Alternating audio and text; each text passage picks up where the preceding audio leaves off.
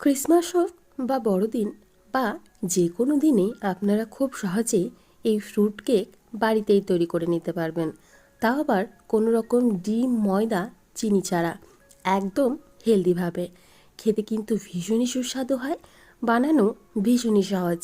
বাজার থেকে কিনতে গেলে এর কিন্তু অনেকটা দাম থাকে, বাড়িতেই কম খরচে আপনারা সহজেই তৈরি করে ফেলতে পারবেন।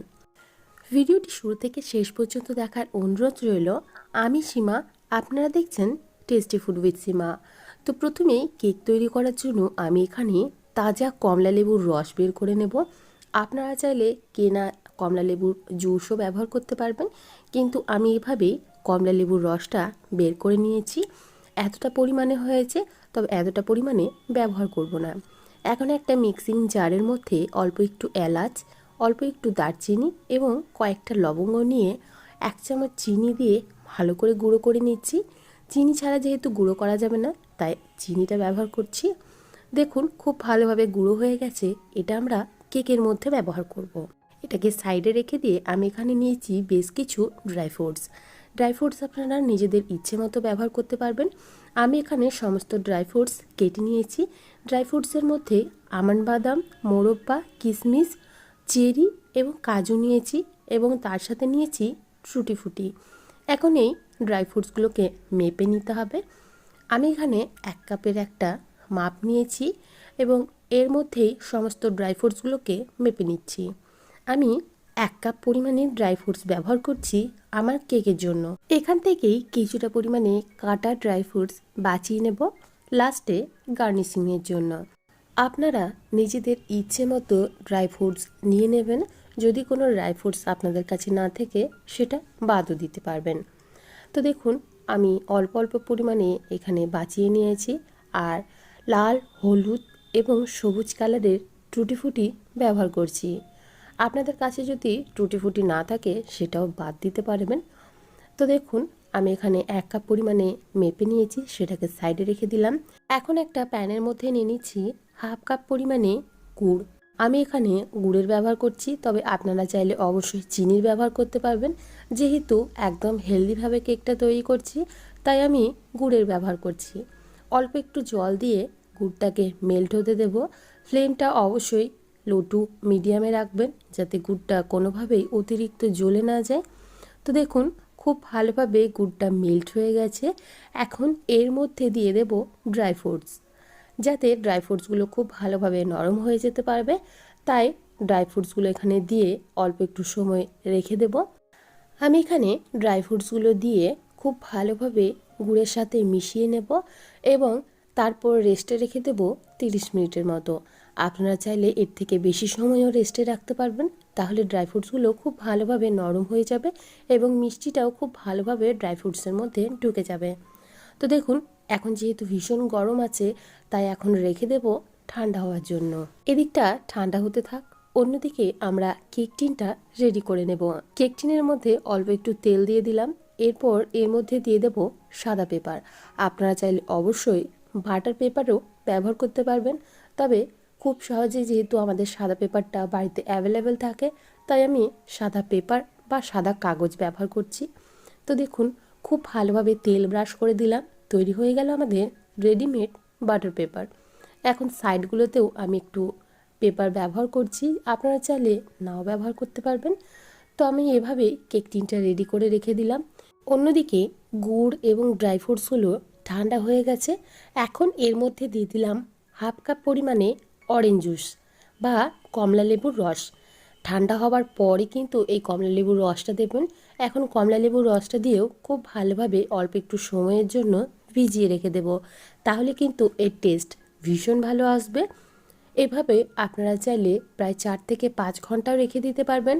আমার হাতে যেহেতু বেশি সময় ছিল না, তাই আমি 10 মিনিটের মতো ভিজিয়ে রেখেছিলাম। তো এটা ভিজতে থাক। অন্যদিকে একটা বড় পাত্রের মধ্যে নিয়ে নিচ্ছি 1/4 কাপ পরিমাণে বাটার, সাথে দিয়ে দিচ্ছি 1/4 কাপ পরিমাণেই নর্মাল দুধ। আমি এখানে নর্মাল তাপমাত্রায় দুধটা ব্যবহার করেছি। খুব ভালোভাবে বাটার আর দুধটাকে মিশিয়ে নিলাম, তবে আপনারা চাইলে বাটারের পরিবর্তে সাদা তেলও ব্যবহার করতে পারবেন। এখন ওপরে একটা ছাঁকনি রেখে দিয়ে এর মধ্যে দিয়ে দিচ্ছি 1 কাপ পরিমাণে আটা। আমি এখানে কোনো রকম ময়দার ব্যবহার করছি না। আমি এখানে 1 কাপ এবং 1/4 কাপ পরিমাণে আটা ব্যবহার করেছি। খুব ভালোভাবে আটাটাকে চেলে নিতে হবে। এখন এর মধ্যে দিয়ে দিচ্ছি 1/4 কাপ পরিমাণে গুঁড়ো দুধ। গুঁড়ো দুধটা সম্পূর্ণ অপশনাল, তবে দিলে কিন্তু খেতে ভীষণ ভালো লাগবে। এখন দিয়ে দিচ্ছি যে গরম মশলার গুঁড়োটা করে রেখেছিলাম, সেই গরম মশলার গুঁড়ো। এই গরম মশলার গুঁড়োটা দিলে কিন্তু খেতে ভীষণ টেস্টি হবে ফ্রুট কেক। সবটা খুব ভালোভাবে চেলে নিলাম। আপনারা চাইলে এখানে ড্রাই জিঞ্জার পাউডার বা আদার গুঁড়ো ব্যবহার করতে পারবেন। আমার কাছে ছিল না, তাই আমি সেটা স্কিপ করলাম। এখন খুব ভালোভাবে বাটার আর দুধের সাথে আটাটাকে মিশিয়ে নিতে হবে। যেহেতু মেশানো যাচ্ছিল না, তাই গুড়, ড্রাই ফ্রুটস এবং অরেঞ্জ জুসের যে মিশ্রণটা ছিল সেটা দিয়ে দেব। ফ্রুট কেকের ঘনত্বটা সাধারণত বেশি হয়, তাই কোনোভাবেই এক্সট্রা কোনো কিছুই মেশাবেন না। যে মেজারমেন্ট ব্যবহার করেছি আপনারা যদি একই মেজারমেন্ট ব্যবহার করেন তাহলে কেক কিন্তু খুব ভালো তৈরি হবে। এখন সব কিছু খুব ভালোভাবে মিশিয়ে নিচ্ছি। দেখুন খুব ভালোভাবে মেশানো হয়ে গেছে। এখন এর মধ্যে দিয়ে দিচ্ছি 1 চামচ পরিমাণে বেকিং পাউডার, দিয়ে দিচ্ছি 1/4 চামচ পরিমাণে বেকিং সোডা। সোডাটাকে অ্যাক্টিভ করার জন্য দিয়ে দিলাম অল্প একটু লেবুর রস। এখন খুব ভালোভাবে ব্যাটারটাকে মিশিয়ে নিতে হবে। বেকিং পাউডার, সোডা ব্যবহার করার পর কিন্তু ব্যাটার কোনোভাবেই জোরে জোরে ফেটাবেন না। এভাবে আস্তে আস্তে করে বেকিং পাউডার এবং সোডাটাকে মিশিয়ে নিতে হবে। তো খুব ভালোভাবে মিশিয়ে নিয়েছি। অন্যদিকে একটা কড়াই খুব ভালোভাবে গরম করতে বসিয়েছিলাম আগে থেকেই, ঢাকনা দিয়ে রেখে দিয়েছিলাম ফ্রি হিট হওয়ার জন্য। ব্যাটারটা খুব ভালোভাবে মেশানোর পর কেক টিনের মধ্যে ঢেলে দিচ্ছি। ব্যাটারের ঘনত্বটা কিন্তু ঠিক এরকমই হবে, তাহলে ফ্রুট কেক কিন্তু খেতে ভালো হবে এবং ঠিকঠাক তৈরিও হবে। তো ব্যাটারটা দিয়ে দেওয়ার পর ওপর থেকে আমি একটু সমান করে দেব। তারপর ড্রাই ফ্রুটস ছড়িয়ে দেব। আপনারা নিজেদের ইচ্ছে মতো যে কোনো ড্রাই ফ্রুটস দিয়ে গার্নিশ করে নিতে পারবেন।